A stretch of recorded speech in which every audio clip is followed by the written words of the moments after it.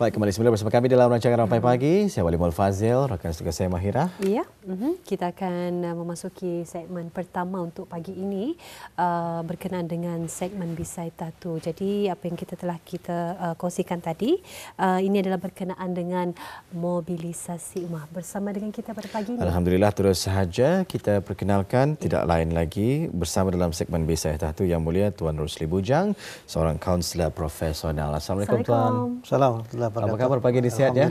Alhamdulillah. Gembira rasanya berjodoh kita ni lagi pagi ini. Selalu ya. Dalam segmen Bisai Tatu dengan mengetengahkan tajuk mobilisasi ummah.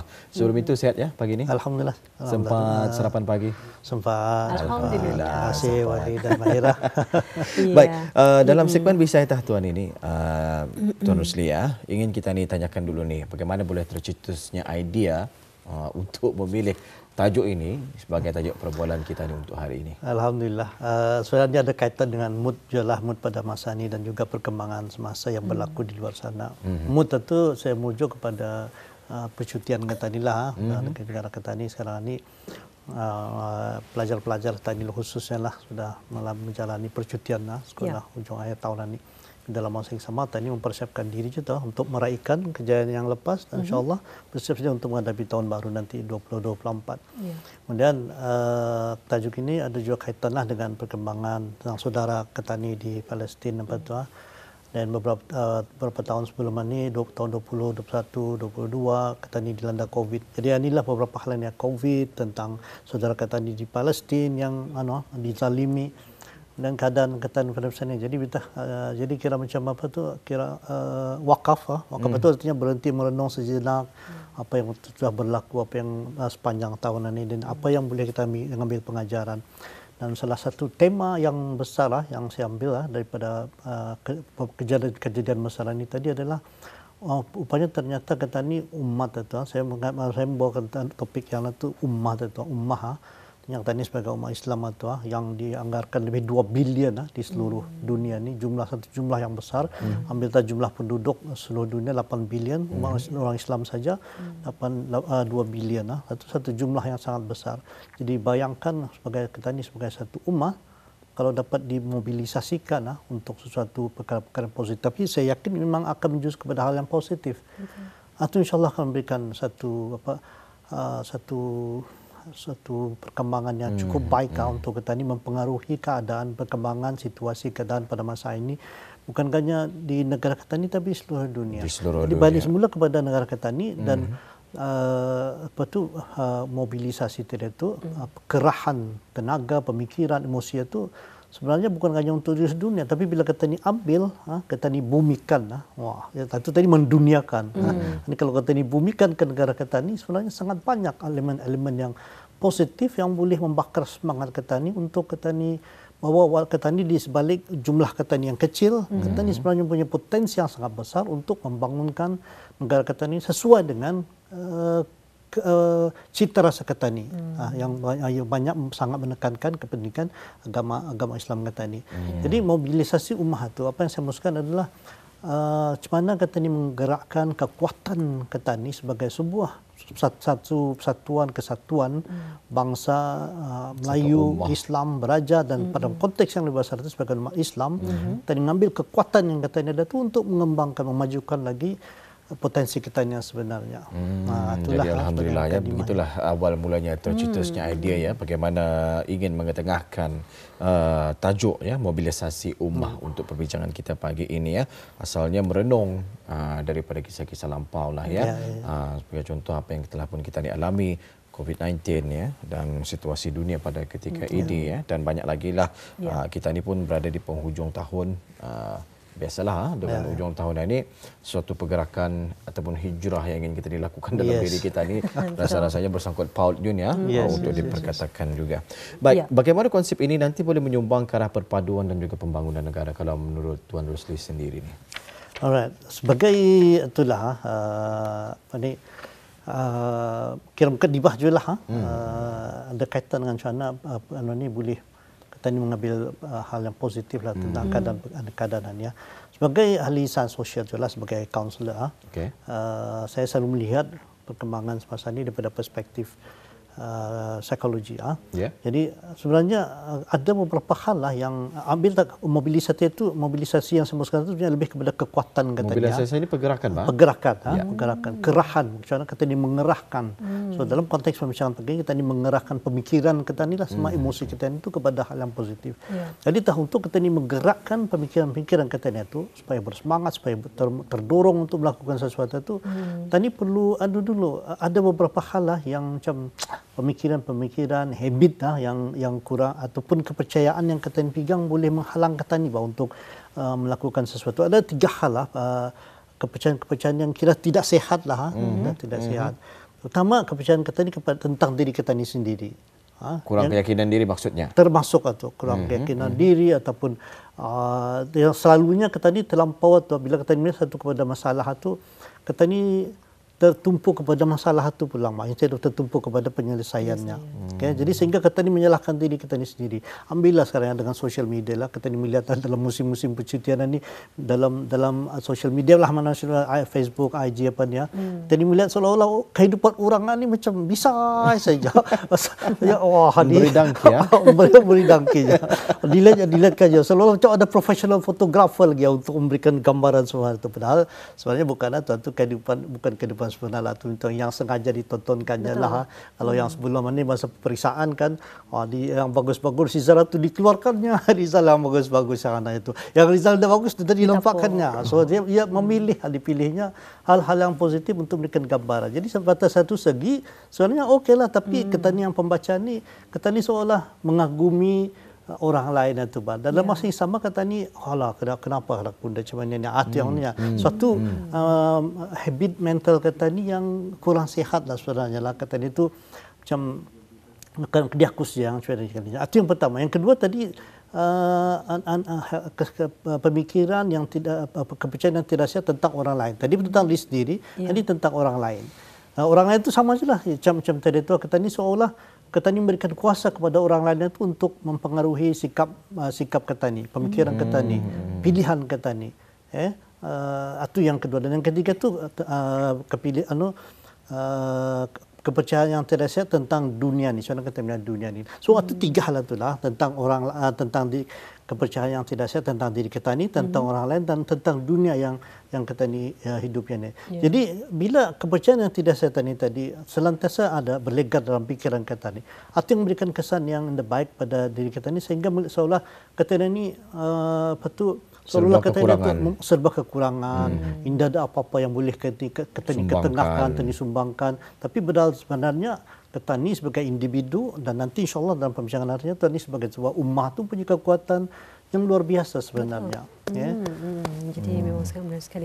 Jadi kalau kita melihat Tuan pada apa yang berlaku di masa lalu dan yang sedang berlaku sekarang ini, bagaimana sebetulnya ni persatuan dan juga kesatuan kita ni sebagai bangsa Brunei khususnya ya, dan juga umat Islam secara amnya dapat membantu kita ni mengharungi pelbagai cabaran, malah meraih kejayaan yang signifikan. Jadi kalau menurut Tuan sendiri, bagaimana perkara ini boleh kita jadikan sebagai sumber inspirasi untuk memobilisasikan ataupun menggerakkan generasi hari ini, Tuan? Wah, okey. Panjang dan dalam bahasa. Soalan tu Mahira, terima kasih. Okey, saya dah menyebutlah mana-mana ini keadaan yang terjadi pada sekarang ini lah. Kali di dalam konteks dengan Bunda kata ni, dengan Bunda Darussalam berikan sokongan bahawa apa yang berlaku ke atas Palestin itu suatu kezaliman yang dah sepatutnya terjadi. Bahkan di United Nations pun macam itu juga. Dan ada salah satu tindakan yang dilakukan itu tadi memboikot makanan, minuman, pakaian yang ada kaitan atau yang memberikan secara langsung kepada pihak yang menzalimi ini tadilah. Jadi sehingga tadi ambil misalnya kafe-kafe yang ada berkaitan secara langsung dengan pihak itu tadi, sampai sekarang ini oleh kerana kekuatan sebagai ummah ini tadi, ia mengalami kerugian yang sangat besar. Okay. Tapi itu tu yang ingin saya ketengahkan sebenarnya. Kadang-kadang katanya tu macam kata ni pergi ke satu tempat minum ke kafe-kafe yang dari luar lah, berasal daripada luar itu. Itu yang tadi tu seolah-olah katanya tu padahal ya kebanyakan rata-rata pergi ke sana tu untuk mendapatkan prestisnya saja, mendapatkan statusnya saja bila dipegang dengan label namanya, dengan aninya minum di tempat ani. Ya sebenarnya bukan kalau kata ni memilah kopi-kopi, sebenarnya dalam baca lagi kopi-kopi lokal kata ni yang indahkanlah, bahkan lebih baik lagi barangkali itu. Sebab yang franchise ni dari perluaran ni yang berikan lebih kepada brand itu saja. Okay. Jadi itu ini yang mentality kita ni tadi, mentality kalau minum di sana ada prestige, ada status, ada sophistication, ada macam merasa dapat satu yang dapat dibanggakanlah untuk berada di sana itulah. Jadi tapi ternyata ini sebenarnya bila kata ni sebagai itu sebelum ini kan tadi beranggapan kalau pergi sana itu satu hal yang baik. Tapi dengan kata ni bersatu, kata ni menggerakkan kekuatan kata ni tadi ni ini sudah masanya. Ini adalah syarikat-syarikat besar yang memberikan sokongan kepada hal-hal yang seperti ini. Jadi kita ni bersatu. Itu yang persatuan yang ingin saya katakan tadi itu. Itu samping kita ni bersatu itu tadi menunjukkan kekuatan yang luar biasa, dan dalam masa yang sama tadi memberikan pengajaran juga kata ni. Apa kan tu ni sebenarnya yang kata ni agak kata ni minum apa tu. Jadi dengan perubahan semua ni akhirnya dengan kesedaran kata ni tentang apa yang berlaku ni dengan siapa diri kita ni sebenarnya akhirnya dapat mengubah tingkah laku kita ni, habit kita ni, mengubah sikap kita ni, mengubah pilihan kita ni, dan akhirnya kita ni mempunyai satu bentuk mentaliti yang bertanggungjawab dengan pilih apa jua pilihan kata ni, sampai hal minuman, barangan-barangan itu kata ni merasa bertanggungjawab. Tadi dah menggunakan brand ni disebabkan yang berikan sokongan yang negatif kepada masa ni. Kita ni dah buat mobil minuman ni disebabkan ini. Dan itu kata ni sebagai individu. Bila di konteks negara benar salam, dalam konteks ummah yang lebih besar, ternyata yang berikan impak yang sangat besar sehingga menyebabkan ada sudah yang bankrupt dan sebagainya. Jadi kalau saya cuba kali ini beberapa saya cuba meringkaskan siapa yang saya ingin sampaikan itu sebenarnya potensi kita ini sebagai kekuatan katanya. Bila kita ini bersatu hati, bersatu kata, pemikiran katanya itu tani sebenarnya mampu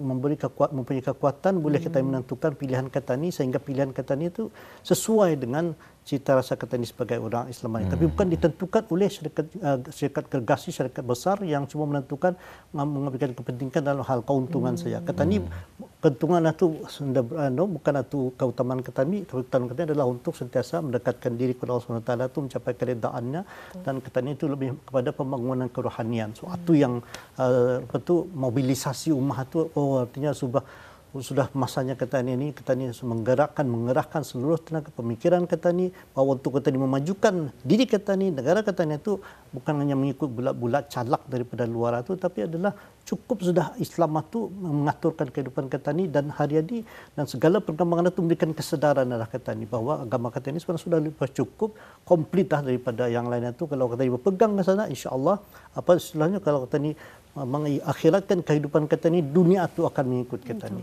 Yang mudah-mudahan dapat diterima. Alhamdulillah dapat diterima ya. Faham. Jadi begitulah ya. Sebenarnya apabila kita ni bersatu padu bersama-sama, kita ni pastinya akan mampu mencapai satu kejayaan, hasrat dan juga apa yang kita ni inginkan ya. Intipatinya itulah selaku ummah dan juga bersama-sama ni ya. Nyorang sedikit-sedikit lama-lama jadi bukit, sehari selembar benang lama-lama jadi kain. Begitu juga kita ni ya. Hari ini kita ni membuat tindakan seorang dan apabila seorang lagi mengikut lagi, jadi satu pergerakan yang besar yang disebut sebagai pergerakan ummah yang nantinya akan mampu membuat satu perubahan yang positif dalam kehidupan kita ni ya. Ingin kita ni ketahui juga ni tuan ya. Sekali pandang perkara yang kita dibincangkan pada pagi ini seolah-olah seperti satu hal yang sangat kompleks. Kalau menurut Tuan Rusli sendirilah ya, kira-kiranya apa cabaran yang mungkin akan kita ni hadapi dalam memobilisasikan potensi yang kita ada ini tuan, dan ingin kita ni ketahui juga ni bagaimana cara ataupun bagaimana kita ni mampu untuk menangani cabaran tersebut dengan berkesan ni. Okey, so, alhamdulillah. Saya cuba localize lah pemikiran saya itulah. Macam mana kekuatan kata ni tadi ni yang sebenarnya tanpa kata ni sedari tadi sudah menjadi deciding factors lah, faktor yang menjadi penentu. Contoh paling mudah, negara kata ni sangat menekankan makanan yang untuk dapat sijil halal halal haram di negara kata ni inilah. Jadi sehingga sana semua orang yang termasuk yang bukan Islam bila akan berjual beberapa makanan apa ni, ia terpaksa akur dengan aturan-peraturan ini tadi. Itu yang sana Ketani sudah memobilisasi sebenarnya kekuatan Ketani itu tu. Bukan Ketani akur pada orang. Itu yang terjadi kalau Ketani kalau negara bukan Islam, waktu Tani yang terpaksa Tani yang terpaksa hati-hati. Okay? Tapi kalau di sini oleh kerana Ketani sudah menggunakan kekuatan Ketani sebagai umat itu tadi, orang lain yang akan akur dengan perkembangan anunya. Kalau Islam ia akan dengan secara untuk demi keuntungan diorang ni, diorang akan sangat mencari menghalalkan makanan yang diorang sajikan apa tu. Itu dari segi itu. Kemudian sama juga kalau banyak tu sebenarnya ketanian macam ketani masa hari Jumaat sejak berapa tahun tu kedai ditutup. Awal-awal mungkin jadi sungutan. Ketani alhamdulillah dapat mudah menerima. Orang lain ini dapat. Tapi tentu ya lama rupanya ketani itu sudah memberikan gambar kepada orang itu cumanita sebenarnya kehidupan Islam itu yang sebenarnya. Sebab tadi ketani membayangkan kehidupan yang baik, kehidupan yang sophisticated, kehidupan yang canggih itu macam orang di barat itu banyak. Tapi bukan itu. Islam itu yang mengawal segala segi kehidupan kita ini. Jadi itu pertamalah artinya dengan kita ni menggerakkan kita ni sudah menyatukan orang kata ni lah dalam konteks yang lebih baik lagi lah. Dan syukur di negara kita ni dengan konsep Melayu Islam Beraja, sistem Beraja kita ni berbanding dengan negara lain lah, ia ada macam-macam berbagai parti apa, dan ini sedikit sebanyak memberikan kesan rakyat itu cuma berpecah-pecah. Kata ni itu alhamdulillah tidak ada terjadi. Kemudian dari segi itu jualnya antara cabaran-cabarannya lah macam ketidakseimbangan dari segi ekonomi dan sebagainya. Tapi alhamdulillah hal ini sangat diberikan penekanan arah kata ni. Kemudian penggunaan media dan sebagainya. Termasuknya sistem pendidikan kata ni.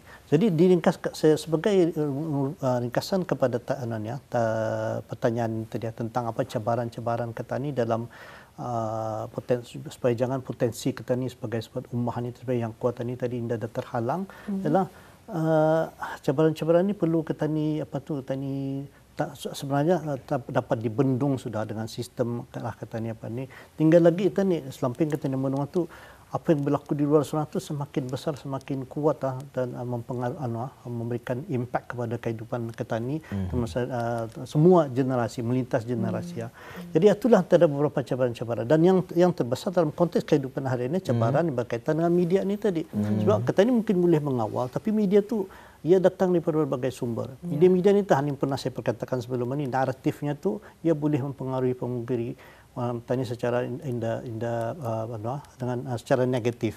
Mungkin sebelum ini tanpa kata ni sedari beberapa puluh tahun kali tu kata ni macam berbagai bentuk saya ingin kata tentang filem-filem yang datang arah kata ni mungkin secara kata ni menapis dari segi artinya macam hal yang agresifnya dan sebagainya brutalitinya ataupun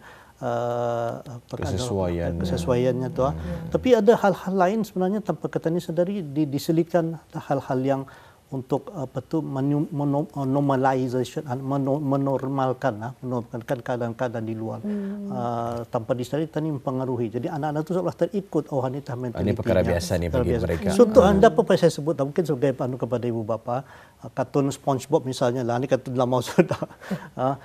Ternyata kalau ikut kajian kartun SpongeBob tu tanpa disedari ia menggalakkan hubungan homoseksual tu sebenarnya kalau ikut kritikan yang besar. Sebabnya dalam kartun beberapa serinya tidak ada watak bibi dalam itu setelah kena kritik baru ada watak perempuan dalam itu dan sama dakannya dia selalu bersama tanpa disedari. Karena ini pengaruh-pengaruh filem. Sama juga filem-filem itu tadi kartun filem-filem yang lagi yang mengetengahkan orang patah-patahnya ada setengah pihak ni ia sebenarnya berlaku zalim tapi ia dijadikan hero dalam kejadian itu banyak hal-hal itu.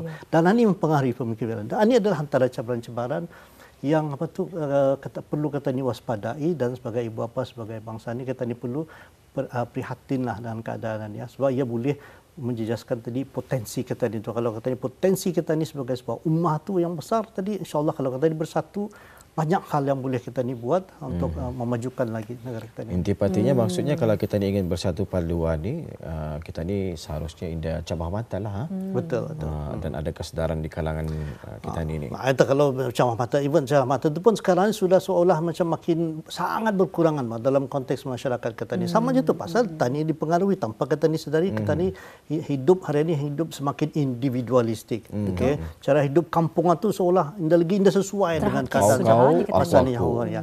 Padahal kalau sama ikut kajian, ternyata orang yang hidup berkampungan itu adalah antara tanda-tanda orang itu akan umur panjang dan sebagainya. Kajian-kajian mendapati ada sebuah kajian di Italia itu yang orang umur panjang di sana, ternyata formulanya itulah orang itu hidup secara berkampungan itu menyebabkan orang berumur panjang. Jadi dia punya rumusannya tu perlu dikembalikan cara hidup berkampung itu. Dan ini ternyata semakin hilang, semakin berkurangan pada hari ini. Sebabkan kata ini mengejar kualiti kehidupan hari ini yang sebenarnya semakin individualistik. Sebab itulah jadi agama kata ini yang mengajar be us, yang instead of be yourself untuk jadi diri sendirinya, tapi jadilah sebagai sebuah kelompok masyarakat, sebagai sebuah ummah itu tadi.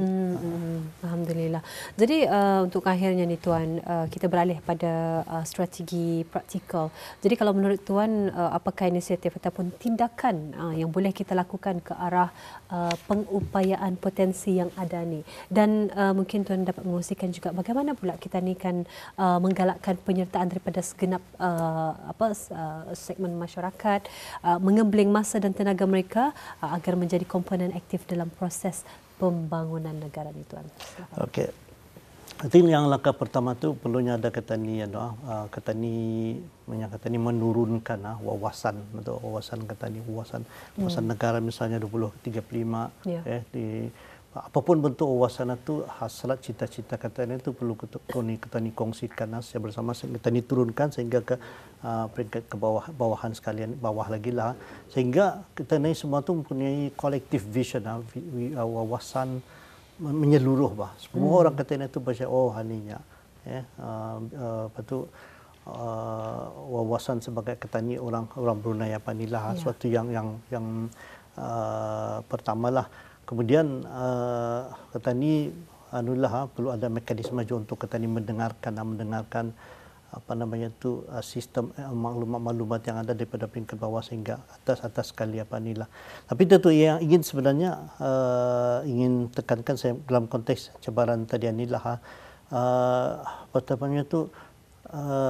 ini pun sering disebut tentang inclusivity macam kata ni perlu inklusif itu maksudnya semua pihak yang di negara Darussalam kita ni libatkan dari peringkat bawah sehingga peringkat ke atas sana tu. Dan sebab tu macam salah satu yang hal yang sangat positif Jakarta ni setiap Jumaat misalnya yang akan turun ke kampungan ini mendengarkan amal Tuhan. Ini satu yang sangat positif kita yang punya hubungan secara langsung sehingga tidak ada apa yang ketinggalan oleh baginda lah. Kemudian dan sehingga bila kata ni semua ni tu masyarakat dan masa kata ni tu terlibat secara langsung dalam semua proses pembangunan negara ni. Dada dia dilibatkan. Ada macam sekejap tu ada viral lah tentang air ke apa. Ternyata sudah ada balasan daripada kerajaan, bukan cuma itu sebenarnya keadaannya. Sampai macam tu kerajaan tadi sangat responsif untuk memberikan apa sebenarnya yang boleh kewahaman. Sebab ini wahaman kalau dibiarkan yang macam itu akan menyebabkan orang kata itu kebimbangan, unnecessary stress kepada orang kata ni. Jadi itulah macam mana betapa istimewanya lah negara kata ni dalam hal itulah. Ya, Alhamdulillah. Jadi itu dia sedikit rumusan yang telah dikongsikan tadi. Apa-apa kita ucapkan terima kasih kepada Tuan Rusdi Bujang, merupakan konselor profesional, kerana berkesudian untuk menerangkan lebih rinci lagi berkenaan dengan mobilisasi ummah dalam segmen Bisaitah tu. InsyaAllah jika ada kesempatan ni Tuan Rusdi, kita ni akan bersama lagi di lain waktu. Ada lagi yang ingin disampaikan di penghujung ini? Sudah sempat sikit. Okay. Ini sebagai itu rumusan lah.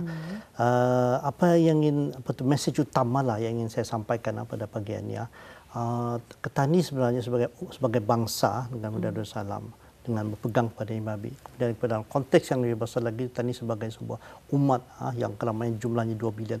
Dengan jumlah yang ada ini sebenarnya mempunyai kekuatan yang luar biasa. So dengan kesedaran kita ini terhadap COVID tadi, kesedaran kita dengan keadaan di Palestina itu, ternyata kita ini memberikan impact, memberikan pengaruh kepada, tinggal lagi kita ini menggunakan kuasa yang diberikan Allah kita itu secara positif. Itu yang belum ada kesedaran itu sebagai sebuah umat. Jadi mudah-mudahan selepas ini kita ini digarap Nabi Sallam dan seluruh umat itu bila kata ini bersatu, insya-Allah kata ini yang akan menjadi rahmatan lil alamin itu ia sudah tu kata ini akan mempengaruhi seluruh dunia ini untuk memberikan satu keadaan yang makmur, yang memberikan keamanan kesejahteraan di seluruh dunia. Amin, amin, amin ya rabbal alamin ya. Bersatu kita teguh, bercerai kita roboh ya. Ribuan terima kasih kita ucapkan buat Yang Mulia Tuan Rosli Bujang, kaunselor profesional yang telah pun berkesudian bersama kita pagi ini dalam segmen B-Science Tahtu membawakan tajuk mobilisasi ummah. Jadi insyaAllah jika ada kesempatan kita ini akan bersama lagi di lain waktu. InsyaAllah. Mungkin dengan perkongsian yang lain pula ya. Assalamualaikum Tuan Rosli. Waalaikumsalam.